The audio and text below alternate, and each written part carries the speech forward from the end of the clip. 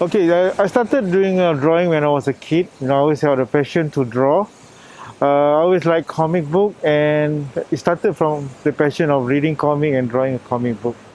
I think I been writing drawing for a long time. My first comic I ever did was for my sister's birthday. That was when I was like 7 or 8. I did like a Superman kind of comic inside. I even detailed down to the commercials inside it. I even redrew those. Yeah. Then later on, when I was in secondary school, I had some friends who were into drawing as well. So we made our own comic stories. Yeah. And later on in college, I studied creative writing and script writing. Yeah. And from there, I got the passion to write novels. And eventually, that led me to meet other friends who wrote comics. And then I was asked to write for like a test for this artist, and that's when I learned how to do the format of comic book scripts.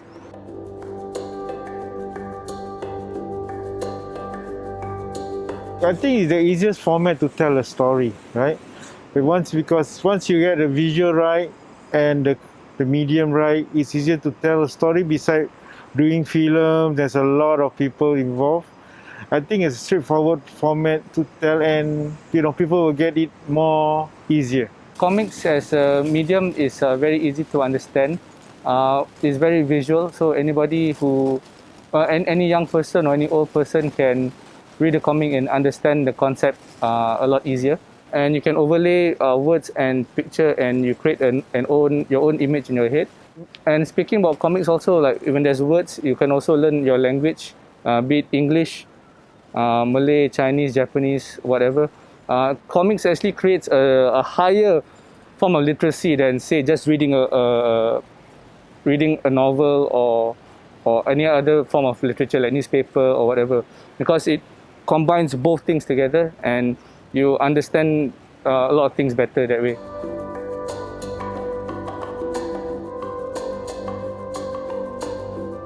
Well, first of all, it's fun. Any creative endeavor has to be fun before you embark on it. It's always exciting when, of course, I'm primarily a writer, but when I give my work to my writing to an artist, to see him execute my vision, right, is really exciting, and it gives me more passion to tell and push the story and the medium of comics as much as I can. It's always good to see it printed out.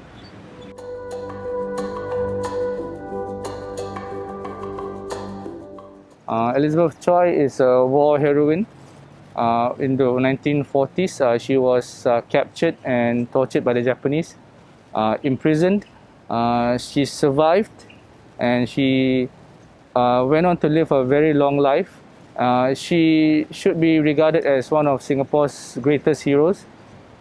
She also, I think, is an empowering figure, both for males and females, children in general.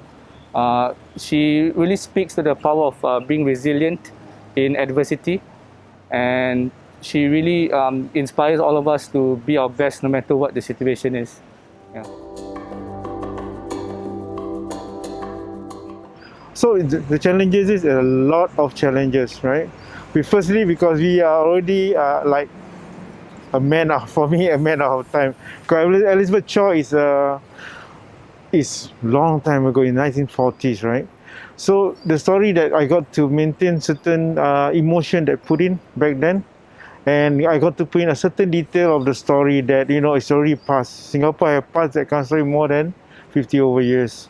So that is the challenges that we need to keep in time, and to tell a great story with a great emotion in that story. I think writing every project is different. Every piece of writing has their own form of challenges.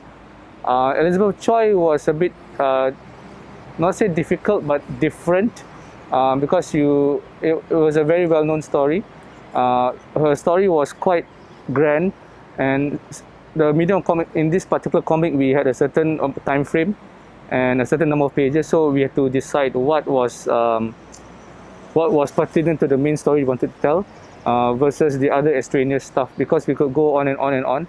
So we decided to have a certain focal story, which is her capture by the Japanese, and then we we branch it out. We branch out to the other parts of her life from there. So her story was some ways easier than other stories because there was so much history, but in some ways more difficult because there's too much history to gather and to focus on one thing.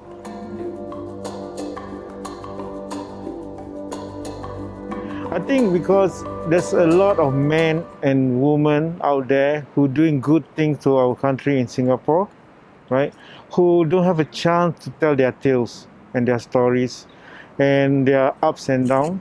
Most of our heroes is all in the past that, people who got no chance to tell their side of the story. So I think it's a good thing to showcase our Singaporean heroes or heroines, right? So from there we shall learn a bit of their courage and what they went through and how we need to strive on. For a young country like Singapore, we always need like a hero or a mentor to look back to. Every kid has a parent, right? So like Singapore itself, we always need to look back to the people who came before us and see what their successes were, and in turn those become our role models, and they inspire the young people now, the young people of every generation henceforth, right, to be better, to believe that people like Elizabeth Choy, people like Lieutenant Adnan, the founding fathers of Singapore, what did they do that was right, and what can we do to be more resilient and fight for our own future. This in turn, I think, makes us proud of our own history and gives us a lot of faith in our nation, in our government. Maybe even in a current crisis like this, we are probably probably our great-grandchildren might look back upon this and say, oh, how did the people of 2020 survive this turbulent time? So everybody creates their own history in a sense as well. Yeah.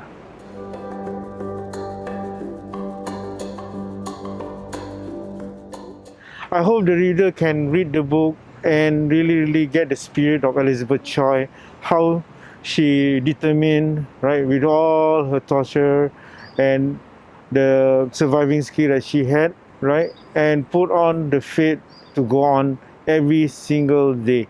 Regardless of race, language, religion, gender, right, whatever you get out of it is that Elizabeth was a strong woman.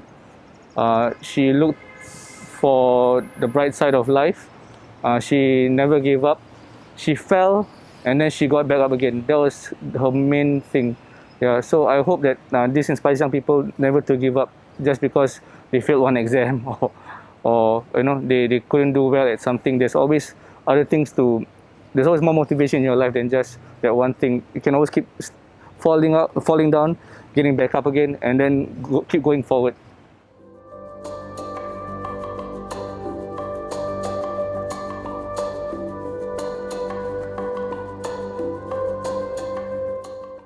Any good story inspires me. It's either movie, novel, comic, cartoons, and especially if you cannot deny, like when you're reading newspapers or the current headlines, those always inspire us more than anything else, because you always think, oh, what if this happened instead? So all these situations make you want to think and outside of the box and create new stories.